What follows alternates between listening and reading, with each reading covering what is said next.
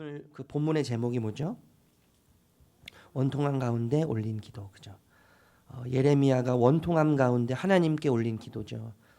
여러분 기도를 우리가 다른 말로 뭐라고 하죠? 대화라고 하잖아요. 대화. 그러니까 하나님과 예레미야의 대화죠. 예레미야 이 책은요, 사실 하나님과 예레미야의 끊임없는 대화예요. 끊임없는 대화. 하나님과 예레미야의 끊임없는 대화인데, 여러분 대화를 우리가 들으면 여러 가지를 알 수 있어요. 대화의 내용을 들으면 여러 가지를 알 수 있는데 세 가지를 한번 요약해 봤거든요. 첫 번째는 상황이죠. 대화를 나누는 그 내용을 들으면서 지금 이 대화를 나누는 자들이 어떤 상황에 놓여 있는지를 알 수가 있어요. 두 번째는 관계죠. 대화를 들어보면 이 두 사람, 대화를 나누는 두 사람이 어떤 관계에 있는지를 알 수 있죠. 세 번째는 뭐냐면 대화를 나누는 그 속에서 대화를 나누는 사람들이 서로 어떤 것을 요청하고 어떤 것을 기대하는지를 알 수 있는 거예요. 오늘은 두 가지를 좀 살펴보려고요. 첫 번째 상황, 두 번째 관계. 이 대화를 통해서 이것을 좀 살펴보려고 해요. 첫 번째입니다. 예레미야의 상황이죠. 하나님과 예레미야의 대화 속에서 지금 예레미야가 어떤 상황에 놓여 있는지 19절 말씀 우리 한번 읽어볼까요? 19절. 19절 말씀 읽어볼게요. 시작. 나는 끌려서 도살당하러 가는 순한 어린 양과 같으므로 그들이 나를 해하려고 꾀하기를 우리가 그 나무와 열매를 함께 박멸하자. 그를 살아있는 자의 땅에서 끊어서 그의 이름이 다시 기억되지 못하게 하자 함을 내가 알지 못하는 나이다. 예레미야가 이제 자신을 비유해요. 도살당하기 직전에 순한 어린 양과 같은 자신, 그리고 열매 맺기 직전에 가장 적합한 한창 무르는 나무, 이렇게 자신을 비유하는데 자신을 해하려고 음모가 꾸며지고 있다는 사실을 지금 예레미야는 모르고 있는 거예요. 예레미야를 해하려는 음모가 꾸며지고 있는데 그 음모를 꾸미는 자들이 누구예요? 고향 사람인 아나돗 사람들이죠. 근데 이 사실을 모르고 있는 이 예레미야. 자신의 고향 사람들이 자신을 해하려는 이 사실을 알 때 예레미야가 굉장히 당황스럽지 않았을까요? 되게 황당했을 것 같아요. 왜 여러분 이 아나돗 사람들이 예레미야를 죽이려고 하죠? 음모의 이유가 21절에 나와 있어요. 21절 말씀 읽어볼게요. 시작.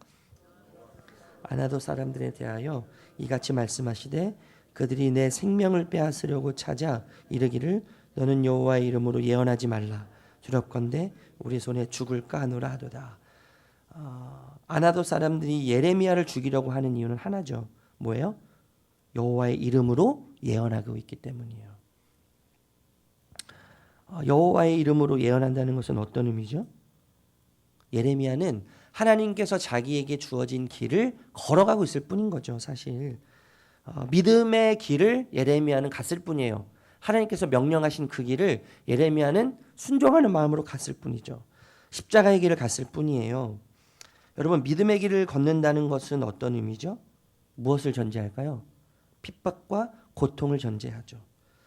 여러분, 믿음의 길은 잘 아는 대로요, 평탄대로가 아니잖아요. 그죠? 콘크리트나 아스팔트와 같은 평탄한 길이 아니죠. 만만치 않아요. 결코 평탄하지 않습니다. 그래서 예수님은 십자가의 길, 믿음의 길을 뭐라고 말씀하셨냐면 좁은 길이라고 하시는 거예요. 좁은 길. 왜 그렇죠, 여러분? 세상의 길과 믿음의 길은 그 추구하는 것이 전혀 다르지 않아요, 여러분? 그래서 그런 거예요. 세상의 길이 나를 살리는 길이라면 십자가의 길, 믿음의 길은 뭐예요? 나를 죽이는 길이죠. 너무나 달라요. 내가 죽고 예수님이 사시는 길이 십자가의 길이죠. 내가 죽고 주님이 사시는 길이 믿음의 길 아니겠어요? 저는 여러분 갈라디아서 2장 20절 이 바울이 고백하는 게 이게 진짜 십자가의 길을 너무나 잘 표현했다고 생각이 들거든요. 제가 읽어드릴 테니까 여러분 잘 한번 들어보세요. 제가 지금 감기가 걸려서 목소리가 안 좋은데 여러분 잘 한번 들어보세요. 내가 그리스도와 함께 십자가에 못 박혔나니, 십자가에 못 박혔다는 건 뭐예요? 죽었다는 거죠. 그런즉 이제는 내가 사는 것이 아니요 오직 내 안에 그리스도께서 사시는 것이라. 이제 내가 육체 가운데 사는 것은 나를 사랑하사 나를 위하여 자기 자신을 버리신 하나님의 아들을 믿는 믿음 안에서 사는 것이라. 그러니까 이 갈라디아서 2장 20절의 말씀을 요약하면 뭐예요? 나는 죽고 주님이 사시는 것. 이거죠. 제가 이제 공황장애와 우울증에 걸려서 한참 힘들어할 때 이 말씀을요 하루에도 수십 번씩 외웠어요. 내가 그리스도와 함께 십자가에 못 박혔나니 그런즉 이제는 내가 산 것이 아니요 오직 내 안에 그리스도께서 사신 것입니다. 이제 나는 죽었습니다. 이제 나는 없습니다. 이제 나는 사라졌습니다. 오직 나를 통해서 주님만이 사십니다. 이게 여러분 믿음의 길이에요. 이게 십자가의 길이에요. 그렇기 때문에 평탄하지 않죠. 참 고통스러워요. 아파요. 괴로워요. 여러분 그렇기 때문에요. 우리가 진짜 잘 가고 있다는 증거가 뭘까요? 우리가 십자가의 길을 잘 가고 있다는 증거는 뭘까요? 우리가 믿음의 길을 잘 걸어가고 있다는 증거는 뭐죠? 핍박과 고통이 있다는 거죠. 핍박과 고통이 있다는 것은요, 우리가 지금 잘 가고 있다는 거예요. 핍박과 고통은 우리가 십자가의 길을 잘 걸어가고 있고 믿음의 길을 온전히 걸어가고 있다고 하는 증거물이죠. 증거물. 그러니까 여러분 핍박을 보면서 고난을 보면서요. 고통을 당하면서 감사할 수 있어야 되죠. 왜냐하면 잘 가고 있다는 증거물이기 때문에요. 여러분 우리 가운데 지금 이 시점에 오늘 이 하루가 고통의 자리고 아픔의 자리고 핍박의 자리라면 여러분 잘 가고 계시는 거예요. 잘 가고 계시는 거예요. 여러분 어쨌든 예레미야는 자신을 해하려는 상황과 처지를 모르고 있지만 아는 분이 계시죠. 아는 분이 계세요. 그분이 알려주심으로 예레미야가 자신을 죽이려고 하는 음모를 알게 되잖아요. 그분은 어떻게 이 음모를 알고 계시죠? 그분은 사람의 행위를 보고 계셔요. 모든 사람의 행위를 알고 계시죠.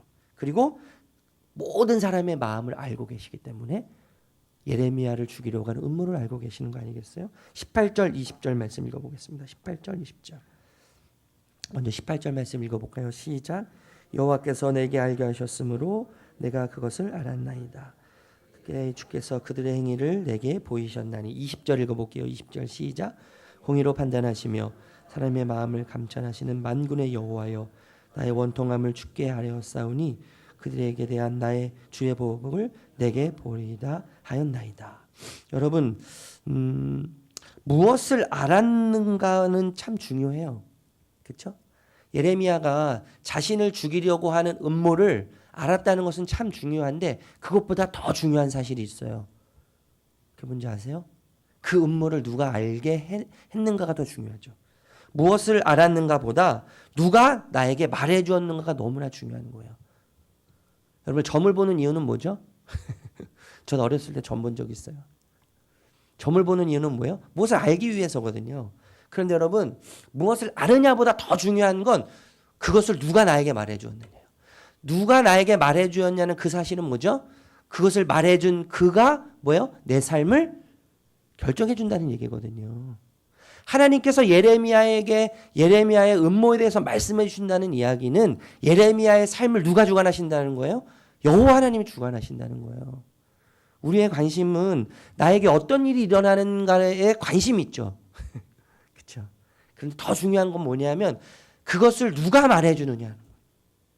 달리 말하면 내 삶을 누가 주관해 가시느냐. 내 삶을 누가 인도해 가실 것이냐. 이것이 훨씬 중요한 것이죠. 여러분 19절 말씀과 18절 20절의 말씀에 있어서 여러분 우리가 정말 중요하게 붙잡아야 될 게 뭐가 있냐면 두 가지 표현이에요. 대조하고 있는데 알지 못하는 나와 모든 것을 아시는 하나님이죠. 다시 한번 19절 말씀 여러분 읽어볼까요? 19절 후반절 말씀 한번 읽어볼까요? 그의 이름이부터 한번 읽어볼게요. 시작. 그의 이름이 다시 기억되지 못하게 하자 함을 내가 알지 못하였나이다. 알지 못하는 나와 그리고 모든 것을 아시는 사람의 마음을 감찰하시고 모든 사람들의 행동을 보시는 하나님과 대조돼요. 지금 제가 나이는 많이 먹지 않았지만요. 아마 저보다 우리 성도님들이 더 많이 확실하게 아실 것 같아요. 그것이 뭐냐면 진짜 내가 아는 것이 없다는 거예요. 진짜 내가 아는 것이 없어요. 뭔가 좀 알 것 같은데 알면 알수록 정말 아는 것이 없어요. 어떻게 공감이 되세요, 여러분? 내 자녀를 낳아서 자녀를 키우면 자녀에 대해서 좀 더 알 것 같은데 그렇지 않더라고요. 결혼 생활을 하면 할수록 아내에 대해서 더 잘 알 것 같은데 더 모르는 게 많은 거예요. 알면 알수록 더 모르는 게 많아요. 삶도 마찬가지인 것 같아요, 여러분. 더 살면 알 것 같은데요. 20대보다 30대 뭔가 더 알 것 같고요. 30대보다 40대, 40대보다 50대, 50대보다 60대 더 뭔가 알 것 같은데 뭐 저는 좀 많이 안 살아봐서 잘 모르겠지만 제가 경험한 짧은 그 경험에 의하면 이제 제가 40대 초반이지만요. 30대보다 40대가 돼서 뭔가 좀 더 알 것 같은데 정말 모르겠어요. 더 모르겠어요. 그러니까 내가 아는 것은 내가 아는 모든 것은요. 아무것도 아니라는 게 느껴져요. 내가 알고 있는 모든 것은 아무것도 아니라는 게 느껴져요. 여러분 우리는 아는 것 빼고는 다 몰라요. 그런데 우리가 아는 것은 단 두 가지예요. 첫 번째는 뭐냐면 우리가 아무것도 알지 못한다는 것을 알죠. 제가 곰곰이 생각해 보니까 이게 제 얘기예요, 사실. 두 가지더라고요. 제가 아는 건 두 가지예요. 뭐냐면 내가 아무것도 알지 못한다는 것을 알아요. 난 진짜 아무것도 모른다. 이거 알아요. 그 두 번째 뭘 아냐면요. 내가 아무것도 알지 못하지만 반면에 하나님은 모든 것을 아신다는 것을 알아요. 나는 아무것도 몰라요. 그리고 나는 아무것도 모르지만 하나님은 모든 것을 다 아세요. 이 두 가지는 알겠어요. 여러분 모든 것을 아시는 하나님이 이 예레미야의 원통함을 풀어주시지 않아요? 제가 예전에 그런 말씀 한번 드린 적 있어요. 제가 군대 갔을 때 눈을 감으라고 기억나세요? 제가 작년에 한번 하는 것 같은데 저보고 눈을 감으래요. 눈을 감았어요. 제가 이등병 때 얼마나 그 군기가 바짝 들었겠어요. 군기가 바짝 들어서 이제 자대를 배치를 받아서 갔는데 고참이 눈을 감으라는 거죠. 눈을 딱 감았는데 질문을 저에게 던져요. 뭐가 보이니? 뭐가 보이냐? 제가 뭐라고 대답했겠습니까? 아무것도 안 보입니다라고 얘기했을 때 그 고참이 하는 말이 뭔지 아세요? 그게 바로 네 군생활이다. 전 이 말이 진짜 내 인생에 대해서 하는 말 같았어요. 그러니까 단지 군생활에만 해당되는 얘기가 아니잖아요. 아무것도 모르는 거예요. 눈 감고 있는 것처럼 캄캄하고 아무것도 보이지 않는 것이죠. 여러분 우리는 아무것도 몰라요. 아무것도 몰라요. 뭐 자식만 모릅니까? 나도 나를 몰라요. 나도 나를 모르겠어요. 내 마음을 모르겠어요. 그런데 하나님은 아시죠. 이해되지 않고 해석되지 않는 그 상황 속에서 지금 여러분 예레미야는 그 모든 상황을 하나님께 가지고 가죠. 여러분 불평처럼 느껴질 수 있을 것 같아요. 예레미야가 하는 이 모든 하소연들이 불평처럼 느껴질 수 있을 것 같아요. 그런데 여러분 예레미야의 하소연은요 불평이 아니죠. 이거는 탄원이에요. 탄원. 왜 그렇죠? 그것을 사람들에게 풀지 않고 하나님 앞에 풀었기 때문 아니겠어요? 여러분 우리가 이해하지 못하고 해석되지 않는 모든 것을 우리는 알 수 없어요. 여러분 성경이 여러분 다 이해돼서 믿으세요? 아니죠. 이해되지 않는 이 모든 이야기가 창세기 1장 1절부터 우리가 이해가 안 되는 이야기잖아요. 해석이 안 되는 이야기잖아요. 그럼에도 불구하고 성경을 하나님께서 우리에게 주신 이유는 뭐죠? 해석하라고 이해하라고 주신 게 아니죠. 이것을 뭐 하라고요? 믿음으로 반응하라고 주시는 거예요. 믿음으로 반응하라고 주시는 거예요. 여러분 우리에게 일어나는 모든 상황은 해석하기 위해서 하나님께 우리에게 허락하신 게 아닙니다. 아니 이해하도록 우리에게 허락하셨다고 해도요. 우린 이해할 수 없어요. 우린 이해할 수 없는 그런 자들이에요. 그렇다면 어떻게 우리가 반응해야죠? 믿음으로 반응해야 되는 거예요. 믿음으로요. 우리는 알지 못하지만 하나님은 모든 것을 다 아신다는 거예요. 우리가 이해할 수 없는 모든 것들을 하나님께 가지고 가면 그것은 불평이 아닙니다. 그건 불평이 될 수 없어요. 그것은 뭐예요? 하나님 앞에서 탄원이 되는 것이죠. 탄원. 이렇게 탄원하는 예레미야를 향해서 하나님은 예레미야의 원통함을 풀어주시지 않아요? 22절 23절. 우리 읽어볼게요. 시작. 그러므로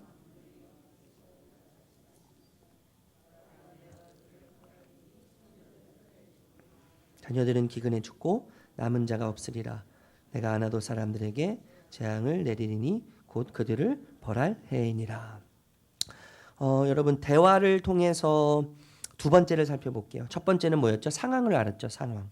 두 번째 이 대화를 하는 것을 보면 대화의 내용을 들으면 이 대화를 나누는 사람이 어떤 관계에 있는지를 알 수 있는 거 아니겠어요? 우리 12장 1절 말씀 원래 4절까지 말씀인데요. 1절 말씀만 읽어볼까요? 1절 말씀 시작. 내는 주께서 의로우시니이다. 그러나 내가 주께 질문하옵나니 악한 자의 길이 형통하며 반역한 자가 다 평안함은 무슨 까닭이니이다. 계속해서 여러분 대화가 이어지죠. 이것을 변론이라고 오늘 본문은 표현하는데요. 이 변론이라는 말은 다툼이에요. 다툼. 하나님과 예레미야가 대화를 나누면서 다투고 있는 거죠. 이거 좀 불편한 표현이죠. 하나님과 예레미야가 어떻게 다툴 수 있겠어요. 그런데 다툰다고 이야기해요. 다툰다고. 저는 이렇게 표현하는 것이요. 하나님과 예레미야의 이 특별한 관계가 있기 때문에 이 관계 안에서 이런 표현이 가능하다고 생각이 들어요. 하나님이 진짜 예레미야의 아버지가 되시지 않으면 이 표현이 가능하겠습니까? 다툼? 정말 이 친밀한 관계, 그 누구와도 비교할 수 없는 정말 가까운 관계이기 때문에 하나님과 예레미야가 다툰다고 표현할 수 있는 거 아니겠어요? 이 다툼 속에서 질문을 던지는데 이런 질문이죠. 악한 자의 길이 형통하며 반역한 자가 다 평안함을 어떻게 이해해야 하는가? 하나님 이거 뭐죠? 하나님 이거 뭡니까 도대체? 악한 자가 형통하는 거 이거 하나님 살아계시면 가능한 일입니까? 그들이 어떻게 평안함을 누립니까? 하나님 이거 말이 되는 겁니까 도대체? 굉장히 무례해 보이죠. 그런데 여러분 예레미야가 이런 무례하게 보이는 이 질문을 던지고 하나님과 다툼하는데 그가 생각하는 하나님과의 관계에 있어서 전제가 있어요. 전제. 그게 뭔지 아세요 여러분? 우리 12절 1절 말씀 전반전만 한번 다시 한번 읽어볼까요? 전반부만요. 12장 1절 전반부 다시 한번 읽어볼게요. 시작. 여호와여 내가 주와 변론할 때에는 주께서 의로우시니이다. 전제가 뭐예요? 주님은 의로우십니다. 지금 상황이 이해되지가 않아요, 여러분. 예레미야가 자신을 향해서 음모를 꾸미려고 하는 자신의 고향의 사람들에 대해서 지금 이 상황이 해석이 안 되고 이해가 안 돼요. 이 상황에 대해서 이해가 안 되고 해석이 안 되는데 지금 하나님을 향해서 원망을 토하고 있어요. 그런데 전제가 뭐예요? 하나님은 의로우십니다. 하나님이 의롭단 말은 뭐죠? 하나님이 오르시다는 말이거든요. 하나님이 오르시다. 하나님이 의로우시고 하나님이 오르신다고 하는 전제 속에서 지금 하나님을 향해서 뭐 하고 있어요? 토론하고 있는 거예요. 변론하고 있고 다투고 있는 것이죠. 아무리 그가 불평을 내뱉고 아무리 그가 해석되지 않고 이해되지 않는 상황에 대해서 하나님께 질문 던지면서 다툼을 벌이고 있지만 그의 내면 깊은 곳에는 하나님에 대한 어떤 마음이 있는 거예요? 하나님은 오르십니다. 하나님 오르십니다. 하나님이 맞으시죠. 하나님은 실수가 없으시죠. 여러분 우리는 미련해서요. 지금은 몰라요. 왜 지금 상황이 이렇게 벌어지는지 몰라요. 잘. 그런데 한참 지나고 나면 어때요? 하나님 이러셨구나. 지금은 몰라요. 지금은 잘 이해가 안 돼요. 그래서 우리가 많이 하는 말이 이런 말 아니에요? 나는 완전히 틀렸고 그러기에 하나님은 완전히 오르시다. 내가 완전히 틀렸기에 하나님 감사합니다. 저는 그런 말 할 때가 많거든요. 한참 지나고 나면요. 하나님이 오르셨어요. 하나님이 맞으셨어. 그때 내가 틀린 것이 참 감사하다. 만약에 그때 내가 맞았다면 나는 망했을 거야. 나는 끝났을 거야. 이렇게 이야기할 때가 얼마나 많아요, 여러분. 그래서 예레미야 애가 1장 18절에 보면요. 이스라엘 백성들이 그렇게 표현하거든요. 하나님이 오르십니다. 매를 한참 맞다가 왜 그러는지 자꾸 그렇게 반대로 나가거든요. 그러다가 예레미야 애가 1장 18절에 보면 나중에 그런 고백해요. 하나님이 오르십니다. 하나님이 맞으셨습니다. 하나님이 맞으셨습니다. 여러분, 하나님이 맞으세요. 하나님이 오르세요. 내가 틀렸어요. 내가 틀렸기 때문에 여러분 우리를 감사할 수 있어요. 내가 틀렸기 때문에요.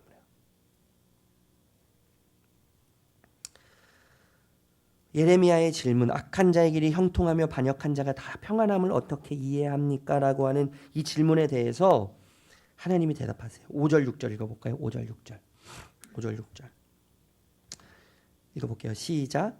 만일 내가 보행자와 함께 달려도 피곤하면 어찌 능히 말과 경주하겠느냐? 내가 평안한 땅에서는 무사하려니와 요단 강물이 넘칠 때에는 어찌하겠느냐? 내 형제와 아버지의 집이라도 너를 속이며 내 뒤에서 크게 외치나니 그들이 내게 좋은 말을 할지라도 너는 믿지 말지니라. 하나님의 대답은 간단해요. 앞으로 더 큰 고난이 올 텐데 이거 가지고 이렇게 하소연하니. 그러니까 뭐 하라는 거예요?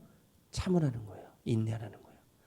이해되지 않고 해석되지 않는 상황에서 하나님의 대답은 참아라, 참아라, 인내해라. 이 말씀이죠.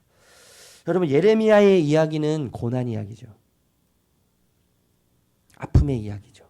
고통의 이야기죠. 그런데 여러분, 예레미야의 이야기는요, 고난에만 머물러 있는 이야기가 아니에요. 심판에만 머물러 있는 이야기가 아니죠. 예레미야의 이야기는 더 정확하게 이해하면 구원의 이야기예요. 구원의 이야기. 해석되지 않는 상황, 이해되지 않는 모든 이야기들 가운데 하나님이 계속 말하고 계시죠. 뭐라고 말씀하세요? 내가 이스라엘 백성을 구원할 것이다. 우리가 이해되지 않는 모든 상황 속에서 하나님은 계속 말씀하고 계시는 거예요. 그것은 심판의 이야기가 아니고 너를 저주하겠다는 이야기가 아니고 너를 구원하겠다는 나의 이야기다. 나의 사랑의 이야기다. 말씀을 정리할게요. 여러분, 믿음의 길을 걷는다는 것은, 십자가의 길을 걷는다는 것은요, 핍박과 고통을 전제해요. 핍박과 고통은 우리가 믿음의 길을 잘 걷고 있다는 증거물이죠. 우리는 아는 것 빼고는 다 모르죠. 우리가 아는 것은 두 가지밖에 없어요. 우리가 아무것도 알지 못한다는 것과 우리는 아무것도 알지 못하지만 하나님은 모든 것을 아신다는 것. 하나님은 의로우시다는 것. 하나님이 옳으시다는 것. 내가 틀렸다는 것. 그렇기 때문에 내가 틀렸기 때문에 우리는 감사할 수 있다는 것.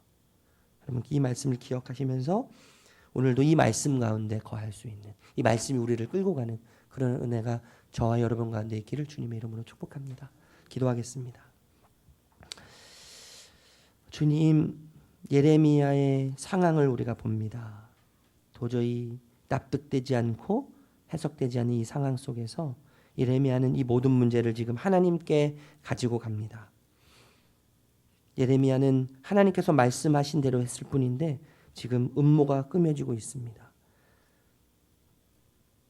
다 이해할 수 없고 다 해석할 수 없지만 하나님, 믿음의 길을 간다는 것은, 십자가의 길을 간다는 것은 핍박과 고통을 전제한다는 것을 이 시간 다시 한번 생각하게 됩니다. 하나님, 핍박과 고통이 있다는 것은 우리가 믿음의 길을, 십자가의 길을 잘 가고 있다는 증거물인 것을 기억하게 해주십시오. 그래서 좌절하지 않게 해주십시오. 낙심하지 않게 해주십시오. 오히려 감사함으로 우리가 잘 가고 있다는 것을 기억하는 은혜가 있게 하여 주시옵소서. 하나님, 우리는 아무것도 알지 못합니다. 그러나 주님이 모든 것을 아십니다.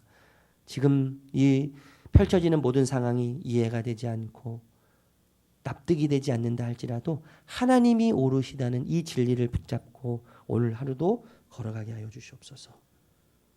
모든 것을 주님께 맡깁니다. 주님의 뜻이 이루어지게 하여 주시옵소서. 예수님의 이름으로 기도합니다. 아멘. 하늘에 계신 우리 아버지여,